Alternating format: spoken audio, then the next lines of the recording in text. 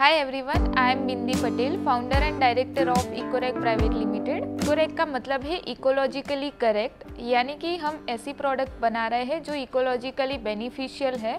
हम प्लास्टिक के ग्रेन्यूल्स बना रहे हैं जो कम्प्लीटली बायोडिग्रेडेबल है with in a 3 month in soil environment and with in a 1 day in a marine environment.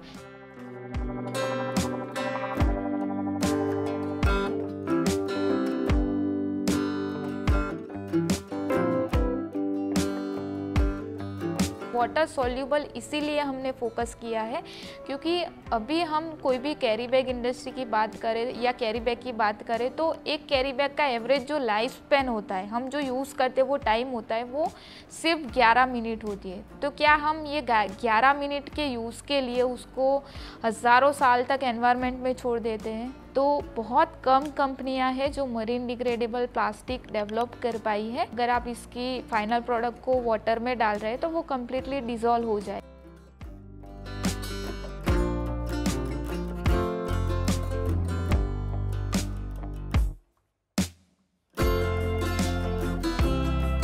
इकोरेक में हम ऐसे ग्रेन्यूल्स डेवलप कर रहे हैं जिसकी मदद से कोई भी कैरी बैग मैन्युफैक्चरर अपने ही मशीन पे बायोडिग्रेडेबल कैरी बैग का प्रोडक्शन कर सकता है without any change in machinery.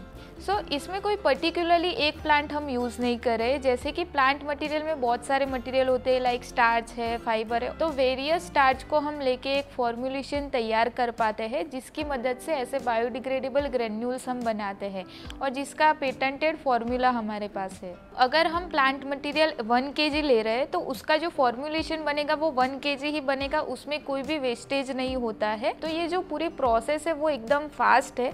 इसमें ऐसा कोई नहीं है कि अगर हमको वो टन्स में प्रोडक्शन करना है तो हम बिल्कुल इसको 5 मिनट की प्रोसेस में वो टन्स में प्रोडक्शन चलता ही रहेगा। ये जो ग्रेन्यूल्स का मशीन हमने खुद डिज़ाइन किया हुआ है और जो ग्रेन्यूल्स है वो कम्प्लीटली प्लास्टिक जैसे ही है। इसकी सारी प्रॉपर्टी और फिजिकल प्रॉपर्टी हमने लैब में भी टेस्ट करवाई हुई है। तो ये सबसे पहला थैलेट्स फ्री सर्टिफाइड मटेरियल है। थैलेट्स यानी कि जिसकी मदद से कैंसर या हार्मोनल इनबैलेंस होता है। तो ये सितंबर 2018 की बात है जब मैं 21 एज की थी और मेरा कॉलेज का लास्ट ईयर चल रहा था। मुझे ये मटेरियल में इतना दिलचस्प आ रहा था और मुझे इतनी वो इंटरेस्ट आ रहा था कि मुझे ऐसी कोई प्रोडक्ट डेवलप करनी है और अगर मैं अपने ट्राई से अगर 1% भी प्लास्टिक इंडस्ट्रीज़ में चेंज ला रही हूँ या 1% सिंगल यूज़ प्लास्टिक वेस्ट को कम कर रही हूँ तो ये मेरे लिए सबसे बड़ी बात रहेगी। कंटिन्यूअसली मैं अपने एनवायरनमेंट में देखती रहती थी और उसी दौरान मेरी नज़र साबूदाना के पापड़ के ऊपर पड़ी और मुझे तुरंत ही वो क्लिक हो गया कि जैसे साबूदाना के पापड़ सूख जाते हैं तो वो कैसे प्लास्टिक लाइक स्ट्रक्चर देता है, वो टफ होता है, ट्रांसपेरेंट होता है।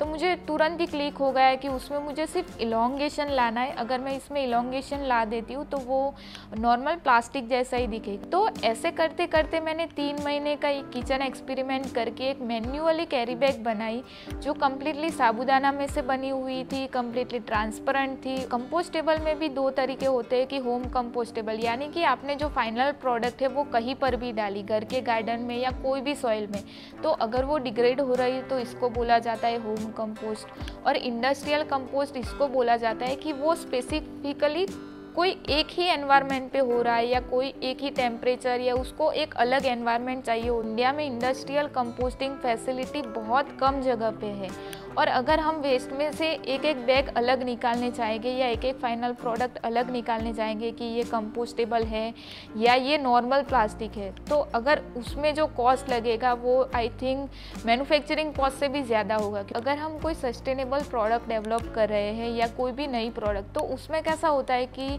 जब वो नया मैन्युफैक्चरिंग होता है या छोटे स्केल पे मैन्युफैक्चरिंग होता है तो वो सही बात है कि वो मतलब थोड़ा महंगा रहेगा। तो अभी हमारा जो कैपेसिटी वो 60 टन पर मंथ है, लेकिन अभी हम जो फोकस करें वो एक्सपोर्ट मार्केट लाइक UAE है और ऑस्ट्रेलिया है, क्योंकि वहाँ से अगर हमको इंक्वायरी मिल रही है तो हमारा एक रेगुलर रेवेन्यू जनरेशन वहाँ से होता रहेगा और इसकी मदद से हमारी जो अभी कैपेसिटी है वो अगर हम 60 टन बढ़ा पाते हैं तो ऑलरेडी हमारी जो प्राइस है वो बहुत डिक्रीज़ हो जाएगी और हम इंडियन मार्केट को भी बहुत आसानी से टारगेट कर पाएंगे। एज अ वुमन बात करूँ इस फील्ड के अंदर तो मुझे बहुत दिक्कत आई है, क्योंकि कोई भी प्लास्टिक कंपनी में मैं जब भी जाती थी विजिट करने के लिए, जानने के लिए कि ये प्रोसेस क्या रहती है, ग्रेन्यूल्स कैसे आते हैं, प्लास्टिक कैसे मैन्युफैक्चर होता है, और जो जहाँ पर भी मैं डिफरेंट लैब्स में जाती थी तो वहाँ पर भी बहुत दिक्कत होती थी, क्योंकि नॉर्मली प्लास्टिक के जितने भी फील्ड्स होते हैं तो ऑन साइट कोई लड़की नहीं होती थी, तो मुझे बहुत अकेला भी लगता था। कई बार लेडीज़ वॉशरूम भी अलग से नहीं होता है प्लास्टिक कंपनी या प्लास्टिक लैब्स के अंदर, राइट, और मुझे वहाँ पे दिन भर बिताना पड़ता था, तो बहुत फ्रस्ट्रेशन होता था उस टाइम के अंदर भी। कई बार तो लोग मुझे खुद से भी बोलते हैं कि अकेली लड़की आप नहीं संभाल पाओगे, क्योंकि प्लास्टिक की मार्केट साइज़ बहुत बड़ी है, कैसे डील करोगे लोगों के साथ। लेकिन सबका काम है बोलना और हमारा काम है करना। जब मैं फंडिंग के लिए हम अभी ट्राई कर रहे हैं रिसेंटली, तो कई बार ऐसा हो जाता है कि जो ट्रेडिशनल इन्वेस्टमेंट होते हैं या इन्वेस्टर होते हैं ट्रेडिशनल, तो उनको ऐसा लगता है कि लड़की है तो एक एज के बाद वो शादी करके घर चली जाएगी या ऐसा बिजनेस छोड़ देगी या आगे जाके नहीं कर पाएगी, राइट। तो एक वो माइंडसेट मुझे आया है, और अगर कोई वुमन खुद का ग्रोथ कर पाती है, खुद इंडिपेंडेंट हो पाती है, तो मैं सोच रही हूँ कि एक वुमन ही नहीं, एक फैमिली और पूरा समाज एंड पूरा देश एक आगे बढ़ता है, ग्रोथ कर पाता है। तो वुमन एंटरप्रेन्योर बनना बहुत ज़रूरी है आगे देश को ले जाने के लिए।